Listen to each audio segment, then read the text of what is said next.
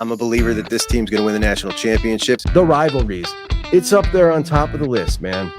And if we allow them to devalue it, we lose a lot of what makes college football special.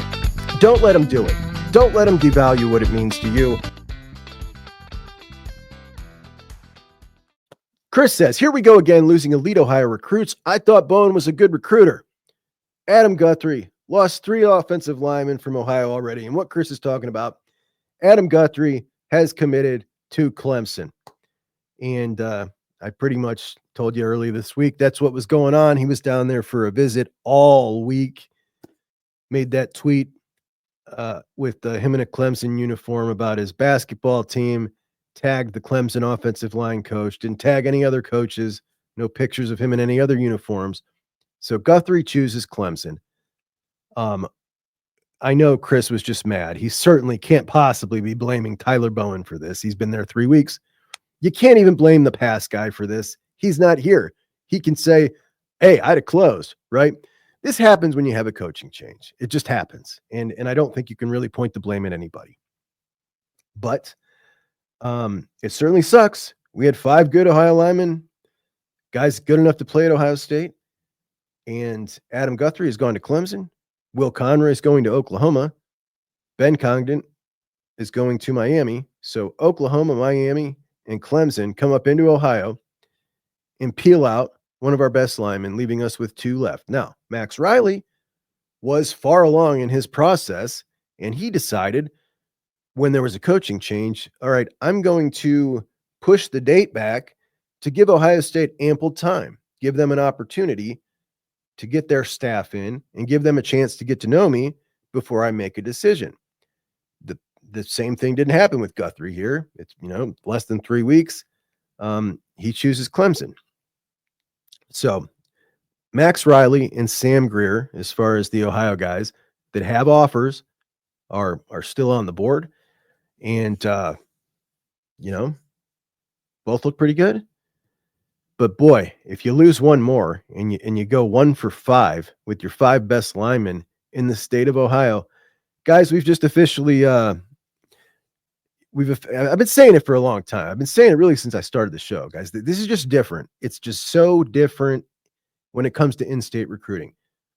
We have got now proof of concept from schools like Alabama and Oregon that you can come up into the state of Ohio and invest time and resources and money and win. This was not the case for the last 60, 70 years. Like, this didn't happen. They wouldn't even waste their time. You couldn't pull guys out of Ohio. It was once in a blue moon you could pull a top quality player out of Ohio. But as I've been saying since I started this show, man, the world for these kids is smaller and smaller than it ever was for us. They have been introduced to all these different programs. They are used to growing up, looking at all these kids ahead of them, dropping their top 12 list with all these names of schools. And they're all national recruits, all of them, every single one. And let's remember, 10 years ago, there wasn't but 5 or 6 schools that recruited nationally like this. Now, you got schools like Illinois recruit nationally, like everybody does. It's just different. It's a different ball game, and we just got to remember when we get pissed off about it, because we do. Some of you guys don't care. Some of us get really angry about it. It's a two-way street. We're always going to get talented players. It just feels to me like the ones from Ohio who talk like Brady Edmonds. I don't know if I'll play Brady in a minute. The ones who got the attitude like Brady Edmonds and then grow up and play for Ohio State, there's always just a little extra edge about those kids, not just in the game, but in everything about Ohio State. And it's important and it's special in the Ohio State staff. This one, the next one, or the fourth one from these guys needs to always be swinging at the Ohio kids hard as hell. And I don't know if that's always the case. I don't know if there are, it depends on the guy, but it's a bummer, man. I don't know how else to say it. It's a bummer. That said, Tyler Bowen is going to have a sensational first offensive line class.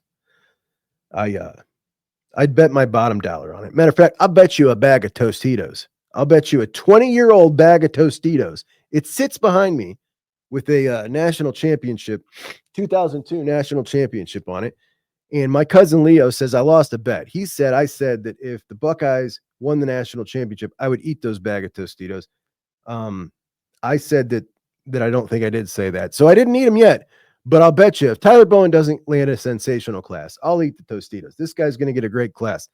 And if those Ohio kids don't feel about Ohio State the way we do and don't want to go to Ohio State the way you think you would, then they're not the type that you'd want there anyway, right? I don't know, man. I'm trying to talk my way into making myself feel better about it because, yeah, I'm furious about it. I am. That's what it is when we talk about commitments anymore. Unfortunately, for some guys, it doesn't mean anything. And it just keeps us in the blue. For other guys, it means everything. And here is one such guy.